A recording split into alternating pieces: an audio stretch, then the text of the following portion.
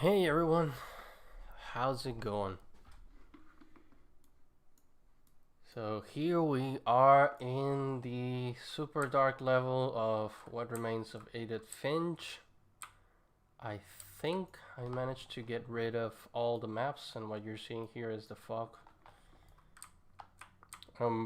By the maps I mean all the light maps that were previously baked, although I'm not sure. But let me see. Things I wanted to check out was flashlight. Oh, this is just a static mesh actor, so I'm just going to leave that in peace. Got rid of all the lights. Let's see the exponential height fog, and there's an atmospheric height fog too.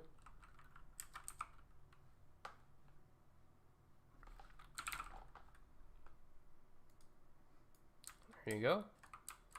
So we are in complete darkness, at least over here. I don't think I completely got rid of all the light maps that this had previously baked, because otherwise everything should be super dark. By the way, I'm using the NVIDIA version of the engine. So this is the Unreal version that I show how to get in the RTXGI video. If you watch that, it's on the channel. How to get the NVIDIA version and the RTXGI. The reason why I'm using this is because using real-time ray tracing without the RTXGI is extremely resource consuming. So I thought this would be an easier way to look at real-time ray tracing without my machine going all crazy and crying, because it's a really expensive process. That's why I don't think real-time ray tracing will be used solely for games. It probably is going to be used more in production. But let's see. Oh, another thing is I see there's a lot less people than usual, so that means that it's better that I do my streams on Friday. But the reason why I'm not doing this stream on Friday is because I need to go out for work, so I won't be at my usual place for recording. So I want to give you guys our weekly stream this week, because I don't know if I'm gonna be able to do it on Friday. I don't think so, because I'm leaving on Friday, and but there will still be videos. So I usually pre-record my videos like at least 1 or 2 weeks in advance, so there's still going to be videos in the channel. I'm just not sure that I'll be able to record where I'm going. I'm still going to take my microphone with me. I just don't know if the internet's going to suck for live streaming. So, but just so you know, there will be videos next Monday, just as usual. It's just we'll put our live streams on hold until I get back. Now let's see what we can do here. Now what I did is, I migrated this from 4.25, and this level that I have is the one that says first floor. It'll be the one that it's called the common areas.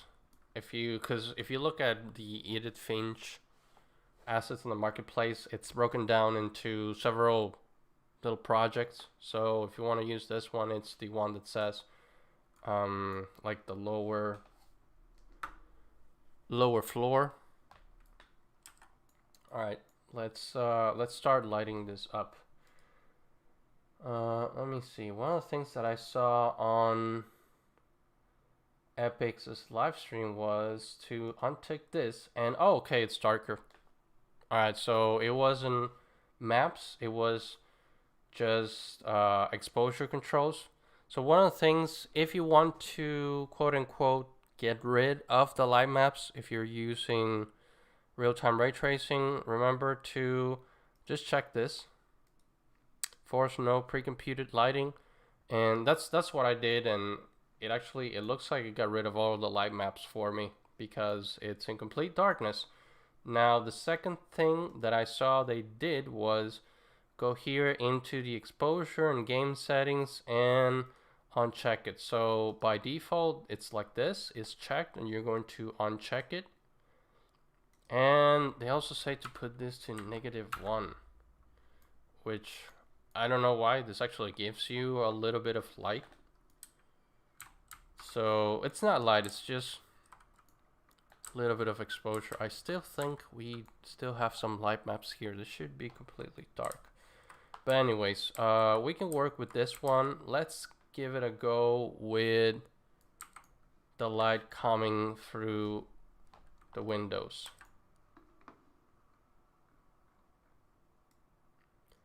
And for that, we're going to do the usual, use a directional light.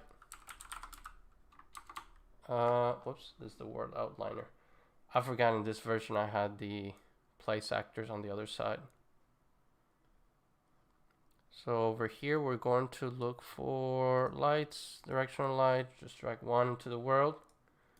And you can see that now we can see the background at least. So let me see what's the orientation of this light. Let's have this light come through here. See if it will. Oh yes, it does. Looks a little bit weird, but let's see what we can manage over in this room. So I'm gonna go back to details, change this to movable. And what we're seeing is that we have no global illumination whatsoever, 0. So let me see. Let me just drop in a GI volume. So it's called DDGI volume. If you haven't watched that video, we have it right here. And let's see how things are going to react with this.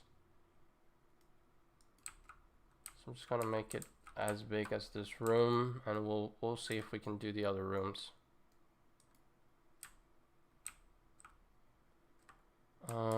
Yeah, it's big enough. There you go. So you can see it's already the RTXGI volume. It's already illuminating, because if I go, let's look at this over here. If I move this, whoops, there you go. So we start getting a little bit of GI over there. And if you watch my other videos, there is a way where you can actually increase the amount of light that you have from your GI, which we're going to do. But we're also going to be using other types of light. So we're not going to light this 100% of it as if it was realistic light coming from the outside, because that is not how CGI works. There are some tricks that we need to apply for these to look good. So let me just get this big enough. Let's say it goes all the way over here to those books. Yeah, it's encompassing that. All the way over here, and you can see the room already lighting up just by using this volume, and that's what's is cool. And there has been absolutely no loss in performance with this. And if you all have seen my other real-time ray tracing videos, you know there's a little bit of loss of performance once I turn on the post-processing volume with the RTX stuff. So you can see how cool this is.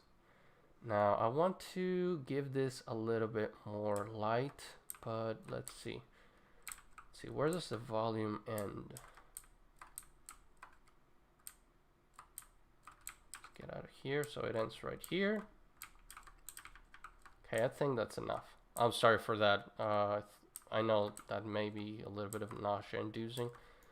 Alright, so that's cool. We have some nice water here from the asset. Let's turn on the atmospheric fog. So we have a little bit more lighting in there, and the exponential. Okay. Alright, that really helps with the outside. And you can see this water actually is looking a lot different than it is in the asset. I think in the asset, the regular asset, this water is a lot darker. Anyways, let's go back here. This actually looks really cool check it out. We got some nice shadows. And let me look at my directional light. Again, let's soften up those shadows because this is like the sun was like very close to the window. So 10, I think 10 lux is fine. Let's do 4 over here. Whoa, that's really diffuse. Let's just do 1.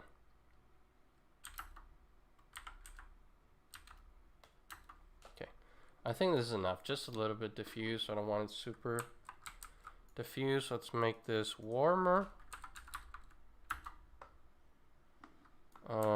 If I'm not mistaken, this is kind of the setting that they were using in the stream. Alright, very cool. And you can see that everything is fully dynamic.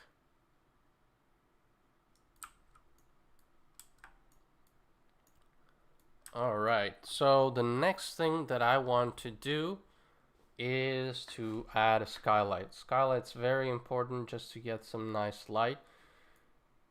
Realistically, I should be able to manage with the directional light, but a skylight will help us a lot. And I'm going to show you another way of doing these things that's not just with directional light. We're going to use rectangular light. We'll probably go into one of the other rooms to do that. I'm just going to look for a skylight. I'm going to place a skylight right here. Make sure this is movable, and there you go. That actually lit up the room really, really quickly.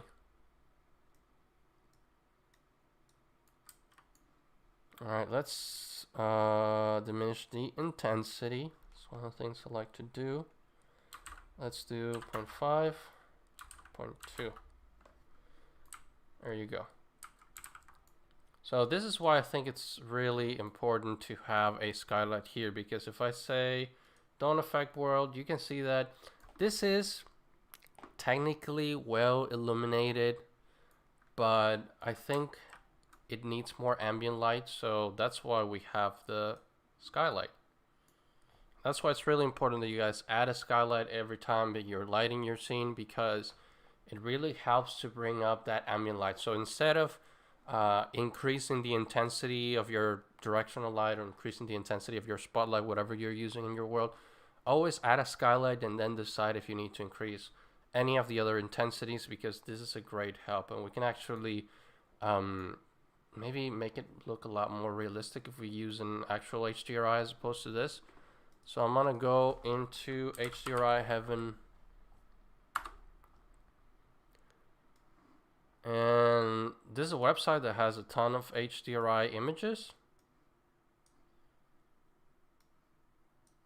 If you are interested, and I think an HDRI would really help out this scene. So let's do indoors. Let's do, this house looks cool, but let me see, there's another house right here. This small cathedral, and this is a ballroom, so I think the ballroom would go better with the room that we're looking at right now. Let's see, it's a market, artist workshop, this could do as well. And when it comes to HDRIs, it's all about the color. Oh, the fireplace, this one is perfect. Let's keep going and see if we can find another one. I think this one goes well. Entrance hall. So we may be using a couple of these and see which one goes better.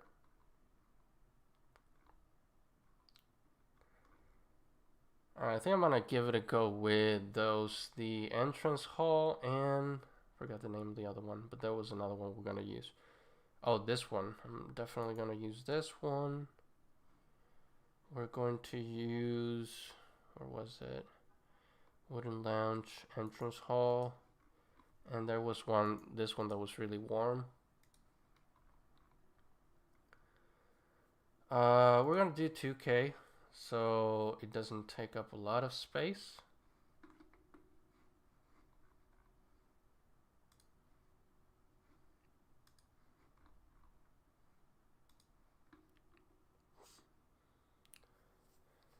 All right, we're getting more and more people. That's really cool. Again, I'm always happy to have you here.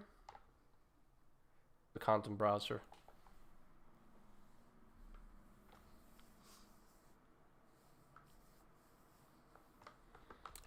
All right, so we can start playing with these.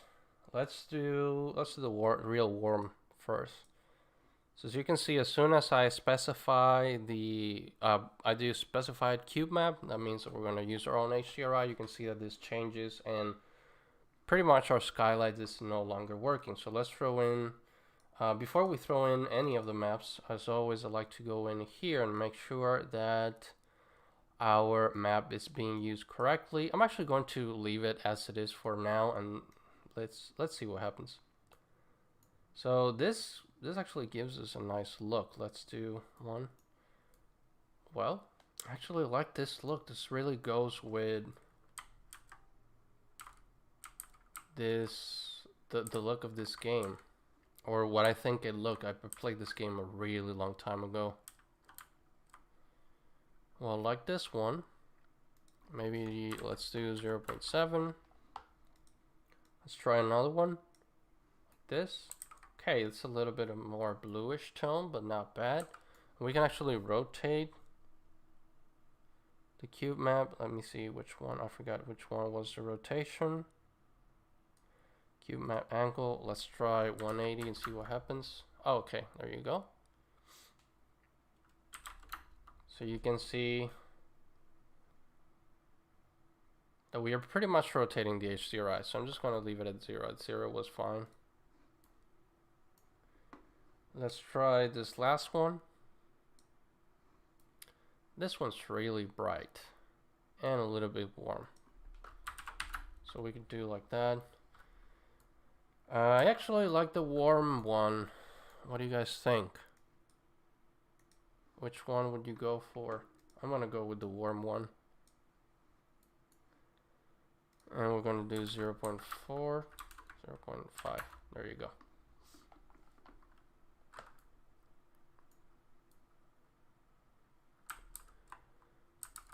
Alright. I don't know if any of these have reflections, but let me see. How much are we getting from our volume? So just a tad. Remember the GI, whether it's ray traced or whether it's baked, it's not supposed to be a ton. So your GI is supposed to be a fill light. It's not supposed to be a direct light. So it's not going to be providing like 100% of the lighting there. So, but if you wanted to increase your GI, then we could go, where was it?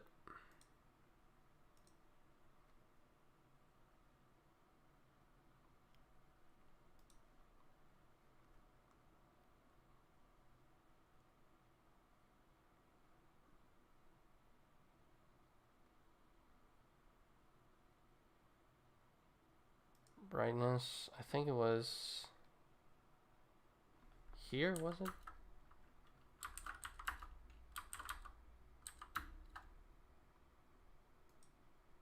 Sorry, it's been a while since I've used this one. I just used it for a couple of projects that we had at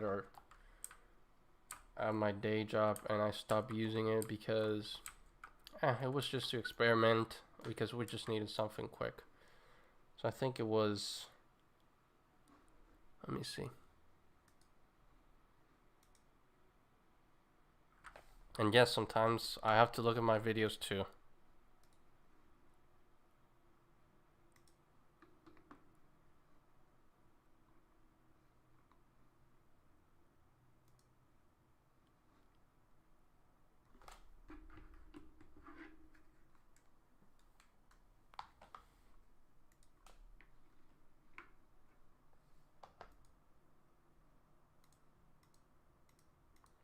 So let's look at this.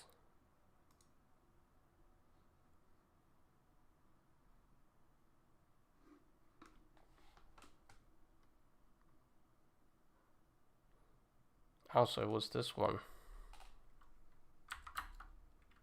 There you go.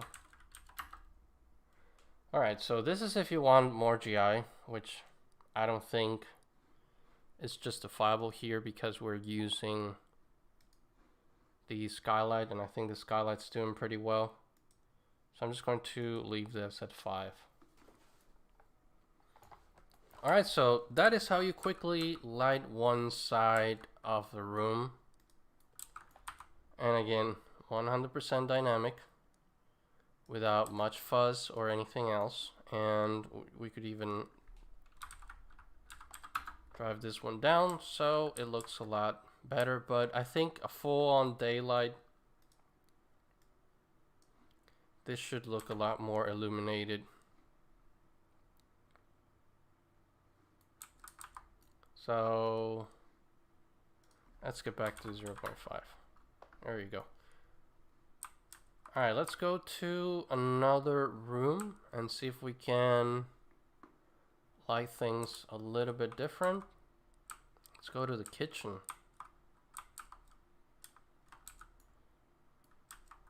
So over here we got some things that I wonder if that has a baked light map. Let me go to my directional light and I'm gonna turn it off. Okay, so there you go. And if we go into the skylight, turn it off as well. There you go. So this is how it looks. We only have the shadows coming through. So let's go back to the kitchen.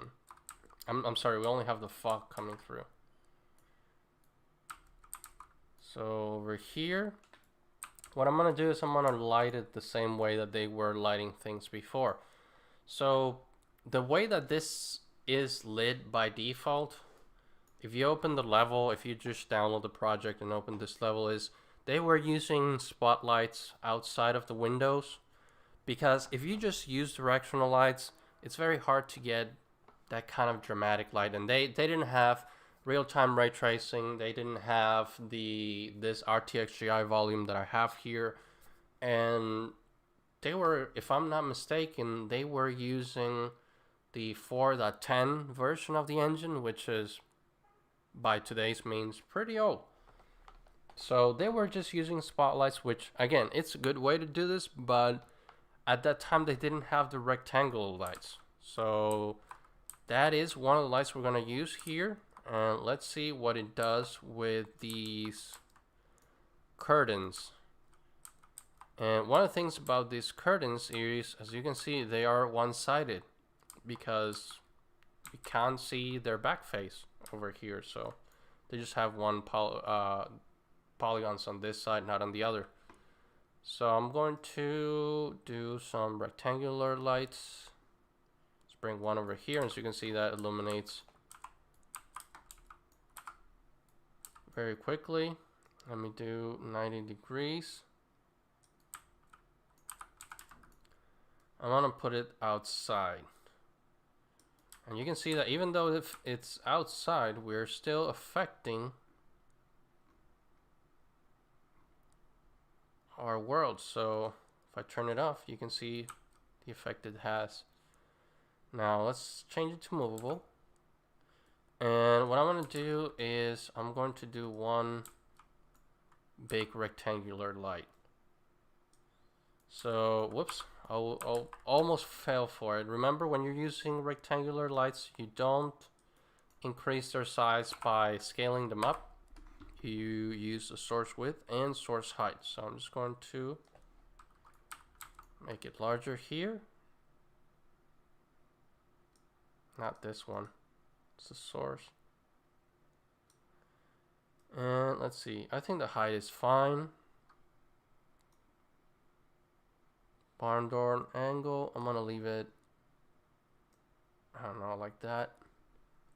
It's just, this is kind of like simulating a lamp, but it's fine. I'd rather use this for, and I'm gonna take this off. There you go. Alright, we already have some nice light coming in, and this thing right here, I think it's the volume, and we can have various different volumes of the RTXGI, so let me look for that. And I'm actually going to drag that volume all the way over there, so It's not affecting the kitchen. Let me see. We have 8 candelas. What if we do 10? And let's make this one cooler. So let's go 8,000. It's a cooler light, just to show you a little bit of variation here. We might use another HDRI. Got some nice kind tuna piled up here. Oh, it's a little bit reflective. Not completely reflective though. Do like the reflections on these pans. It's just like a mild reflection. It's not a complete reflection. And I'm not seeing, when I loaded this level, and yeah, I did that off screen. When I loaded this level, I could notice the backlight maps around here. There's a little bit of shadowing going on that wasn't quite right. So that's if you open the level from scratch. So this should be reflective enough. We may have to bring in a post-processing volume just to dial in the reflections, but let's take care of the light first. So I'm actually going to bring another one of these here. And as you can see, it's already changing the lighting subtly, but it's already doing it. And if you guys want to see, if you haven't watched my video about the RTXGI, I'm going to show you how it works. So let's see. Show probes. 1. There you go. This is how it works. So this is for those who haven't watched the RTXGI video. The way the RTXGI works, and by that I mean this volume, is by using these probes. These probes are the one in charge of capturing that light, and they are the ones that are distributing that light around. That's what's causing the GI. So as you can see, these probes actually move with your geometry. So this one is kind of confused. Same as this one, they see this noodle box over here. They don't know where to go. They see a bowl here. Maybe this probe wants to jump into the bowl and can't do it, doesn't know what to do. So if you see, it's actually pretty fun to see all the probes moving. And you're also seeing that some probes have a red circle. So that red circle means that they are not doing anything. The reason why they're not doing anything is because they're too far away from surfaces. Because again, the purpose of this is to light your surfaces. And if they are too far away from surfaces, they go to sleep. So that means that they are not working. That way you don't waste performance on things that you're not going to be using. So it is why these are encircled in red. So what we're going to do is we're going to expand this volume. And I want to turn off those probes.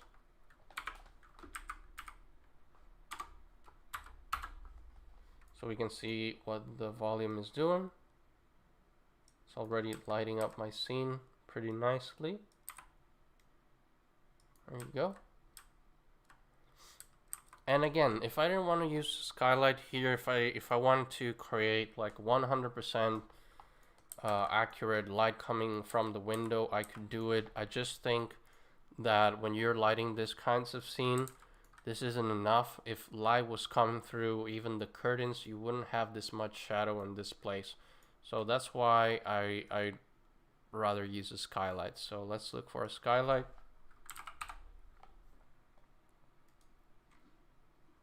And by the way, if you want to ask me some questions, please do so. That's the purpose of these. This is not a one-way tutorial. If you want to ask questions, this is the best time to do it. So let's see. We are in the Skylight and we wanted to add one of these. Let's see, effect world. Wow, that's really bright. I think I like this one better. This is way too bright. So this is a little bit more correct. Now, there are some things here that have reflections. That's why I chose the kitchen.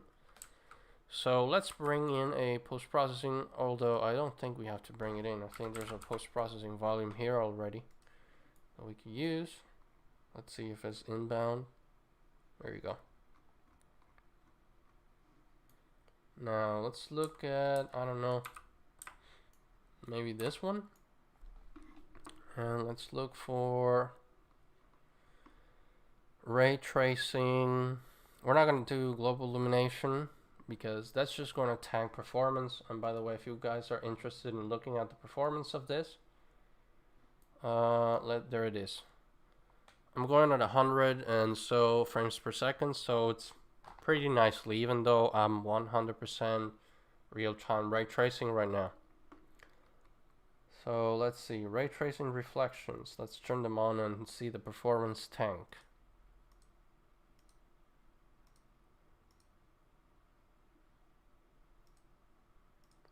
So you can see that if I do this translucency in the reflections, this changes a lot.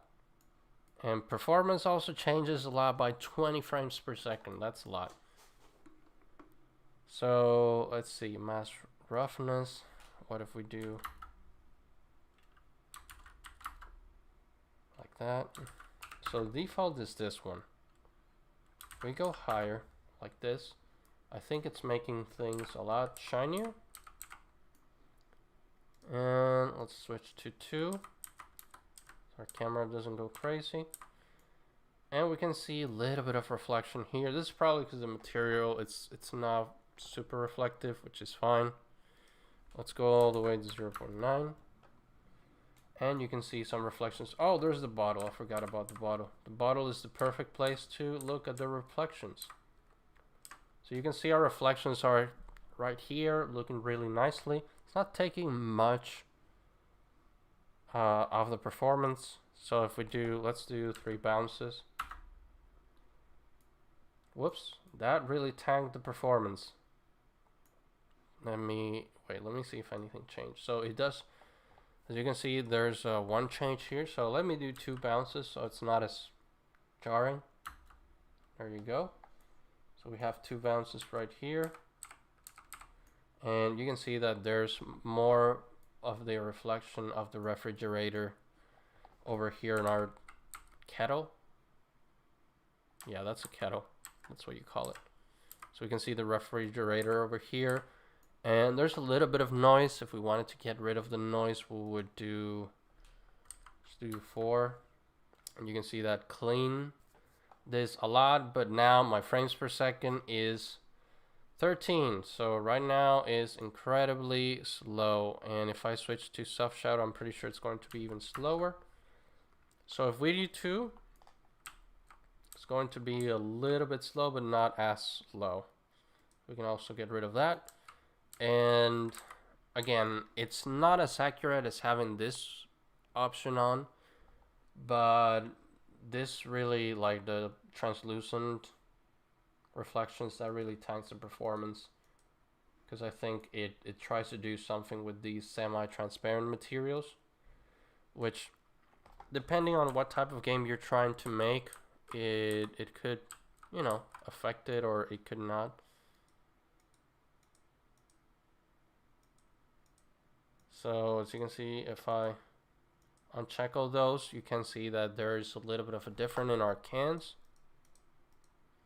Now this looks a little bit better. I could increase these samples here and make this look a lot better, but again, that's not feasible with a game. That's why if you were to make a game for right now, and I'm not saying anything about the future because we don't know what Unreal Engine 5 is going to bring, but if you were going to make a game for right now, I don't think developers are going to be using real-time ray tracing. It's because it costs so much. And probably in a game like this one, where you're actually looking at the environment and looking around, you may want your player to, you know, have that experience of the realistic looking stuff. Even though this game was not supposed to be realistic, most of these are fairly stylized. It's not ranging on cartoony, but it's fairly stylized. You probably want to do like a hybrid So that's one of the things that they show in the live stream, is that we're doing a hybrid. I'm not going to do a hybrid here because, again, it's going to take a while, just the baking. And I'm running the RTXGI, so the NVIDIA build doesn't have live baking at all. So that's one of the things you have to take into account if you want to use that build. That's why I only use this build if I want to do real-time ray tracing. This bowl looks really nice. And one of the things we haven't checked so far, let's see what with area shadows. That actually looks a lot better. And again, this has to do with the reflection. So we could do one bounce, and we gain a ton of performance just by doing that. So another thing that we could take a look at is the ray tracing translucency. Let's see how these react. So this is your run-in-the-mill translucent object. It's pretty transparent for a vase. It has absolutely no refraction. So let's see how much we tank the performance by using this.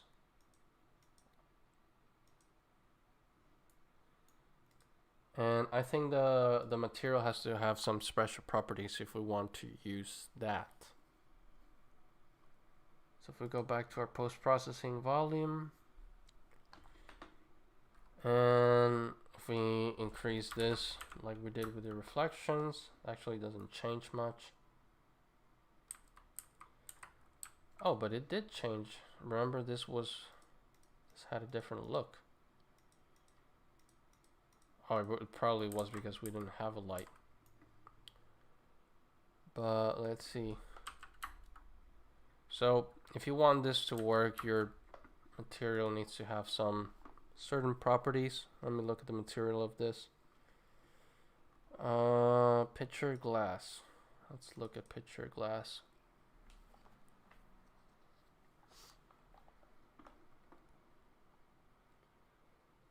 So we have all of these. Let's see what refract fade does.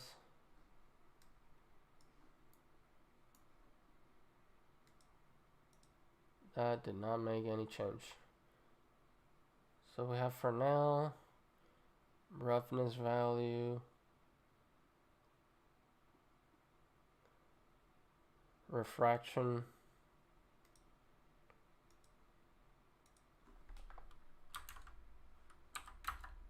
okay, there you go. There's a little bit of refraction right there. So the default, it came with this 0.95. If I do the default of what they had in the material, it's 0.85, and you can see the image changing here. So let's do 0.7 just so it's more apparent, and that way we may be able to play a little bit more here in the post-processing with the translucency. See if this does anything.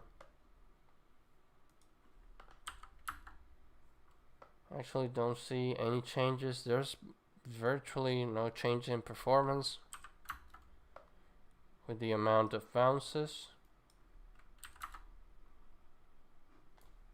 So I think I'm gonna leave it at that. Oh, that's a funny looking effect.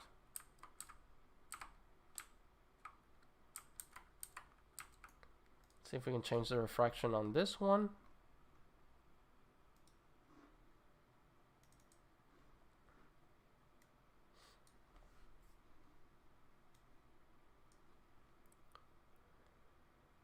Base reflection fractions.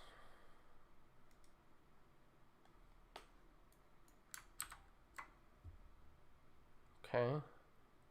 Let's see, refraction here. Let's do 0.7. Okay, that looks a lot better. Well, not a lot better, but that looks, you know, like it's actually doing some refraction. Very cool. Now it looks like it's glass. Let's see, roughness value.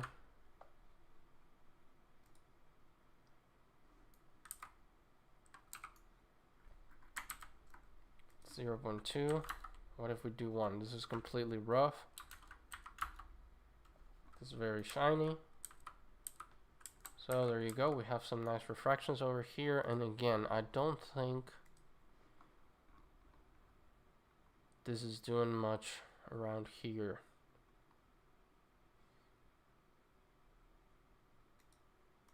Yeah, because if I check these, it's not doing much.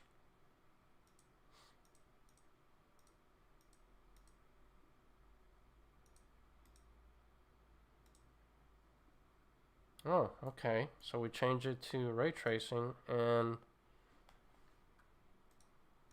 nope, this doesn't do anything. Unless we must increase the number of rays. Let's do 0.7. Let's do 4, 6. Nope.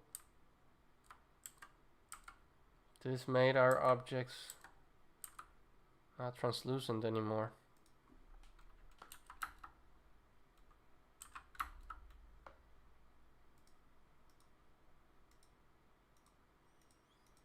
So this actually does something. I just needed to enable that, but I don't see.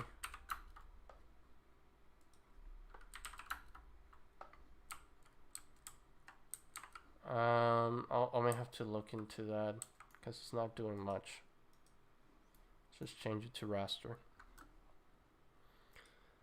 And let's look at the ambient occlusion around here.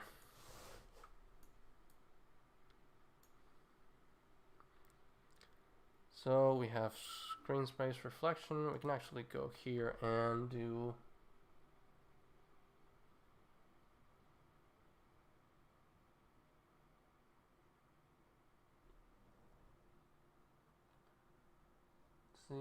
distance field, ambient occlusion. This is the regular one.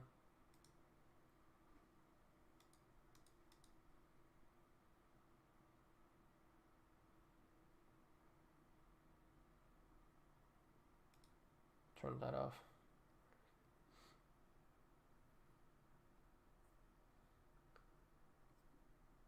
Let me see, there was one ray tracing debug.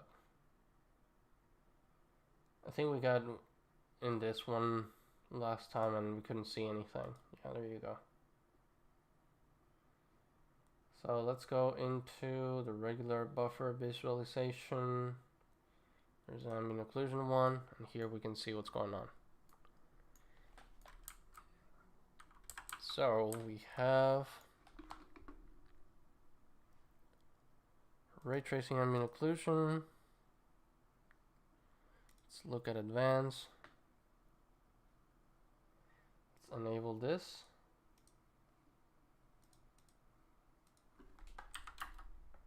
Intensity 1, and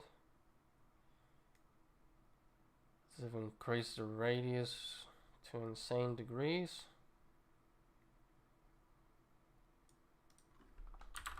So it was 200. This is what it looks like in the default value, which I think this is just adding like a shade on top of everything. So we could increase the value here and it cleans it up. So the ambient occlusion doesn't cost that much because this is a fairly high value and it's not tanking performance that much. So things are looking great. This is a good way to look at your environment in ambient occlusion. There's plenty of shots like this on ArtStation. I think this is a cool way to look at the environment. Looks like there was something in here. I think that this is the glass and this is the jar. That's cool. They're producing ambient occlusion even though they're translucent. Alright, so I don't know, let me bring the intensity to 0.7. It's not as exaggerated. Let's bring the radius down.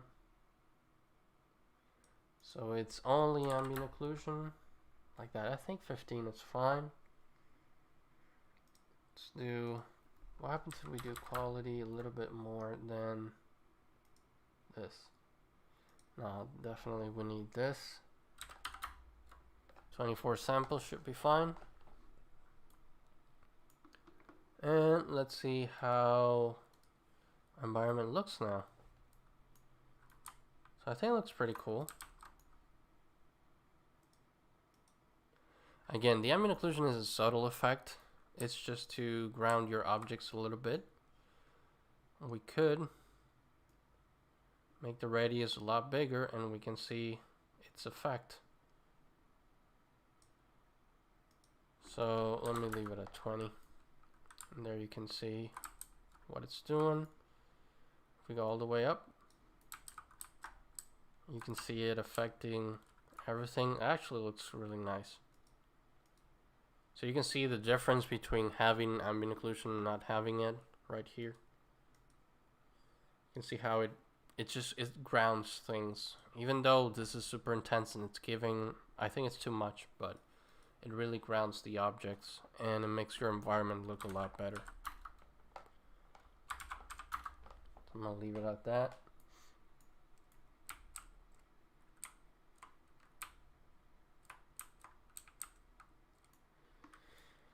Alright, so that is the RTXGI. Two ways of lighting your scene, one using a directional light and the other one just using this.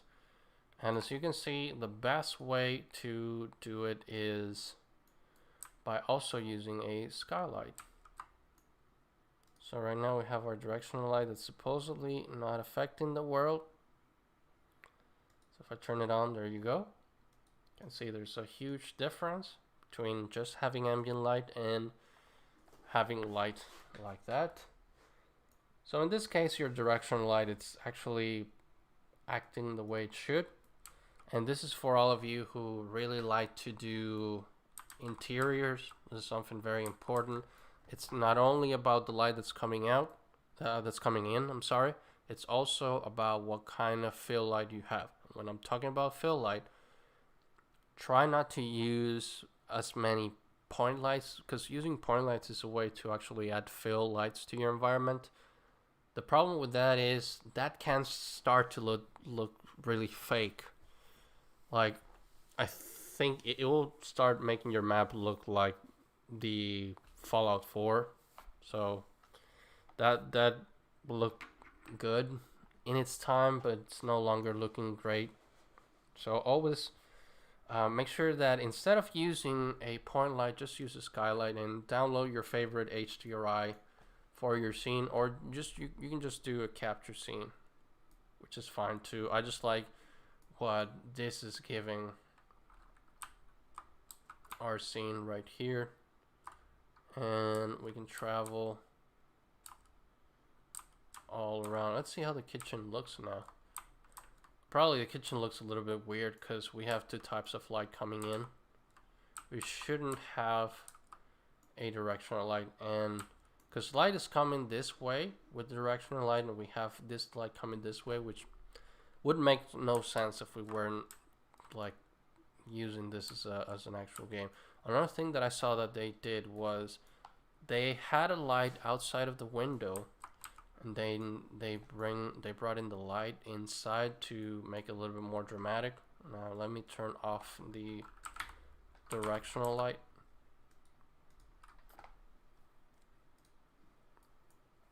There you go. So what they did was this, and this added a lot more into that fill light, and I do think this looks a lot better just by adding that light over there. And what's the guy said? Just to diminish the intensity. There you go. So it's just a little bit. It's not completely, and we can see what this does. So you can see the difference here, and again, this is fake lighting 100%, but it's a great solution if you're lighting an indoors environment. And if things are not working for you, if you're trying to light your environment, you're trying to do it with real time, and just the outside light's not doing it for you, it's not looking the way you wanted it to look, then try to have another light coming in, like this one right here. I just have it like right behind the curtains, and it adds a lot of detail, and I just diminished the intensity to around 3, and it adds a lot of detail to it. Because if I turn it off, by the way, you don't turn off your lights by doing this, you turn it off by affecting the world.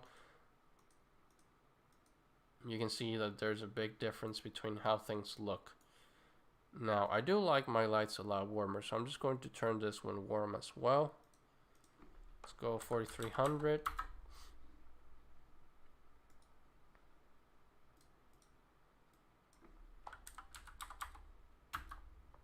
There you go.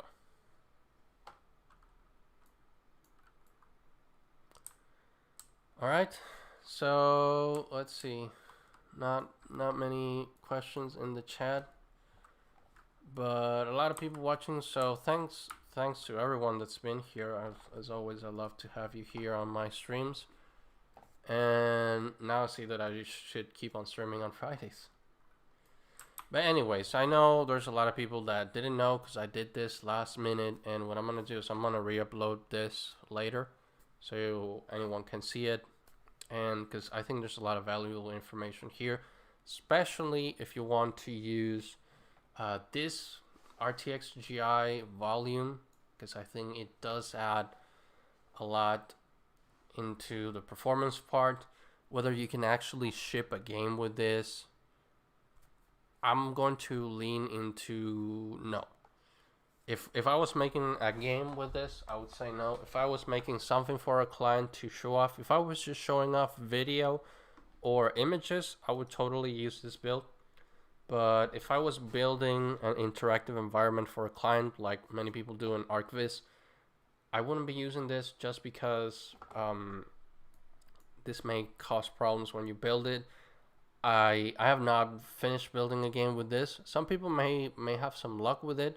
I am not a programmer, so I don't know how it will turn out in the end. It probably is okay.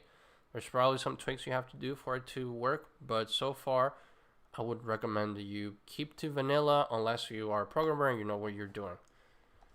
But again, this is really helpful, and I'm going to tell you where this is helpful. If you are a 3D artist that's starting, that's probably going to school, and you just want to put your assets inside Unreal and just want to create a portfolio shot just to put on ArtStation or wherever you have your portfolio, this is a great way to do it. One of the things that I always hated about using a game engine for portfolio is that you have to freaking bake your lights every time, and that drove me nuts because whenever you're going to bake your lights, like you have all your lighting situation and you think, okay, this is it, I'm good. And then you hit bake and it looks like garbage.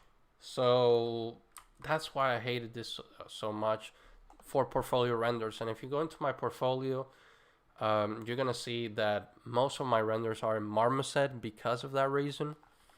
Because in Marmoset, everything is real time. I can just throw in my assets and hit render, and that's it. I don't have to bake any lights or anything.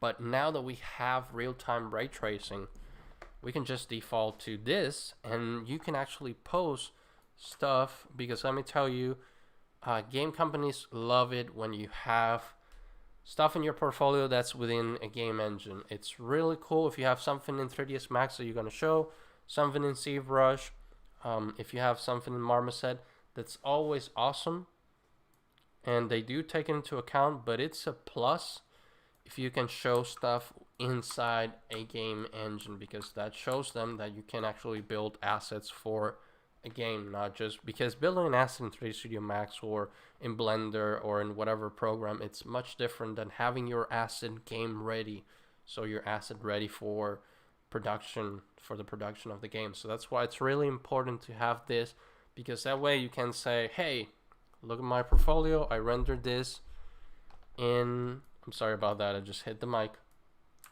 I rendered this inside Unreal. Hire me because I know how to do this. So that's really important for anyone that's just starting out. All right. So thank you everybody for joining me. We're going into the hour mark. You'll know that I usually do 1 hour live streams. This stream is going to be up in the channel. If you want to support me, make sure that you hit that like. That really helps me out. Make sure you hit that like button before you leave. Make sure you subscribe if you haven't. Turn on that notification, because I may do another stream like this just right out of the blue. So make sure you have those notifications on. And I'll see you in the next video.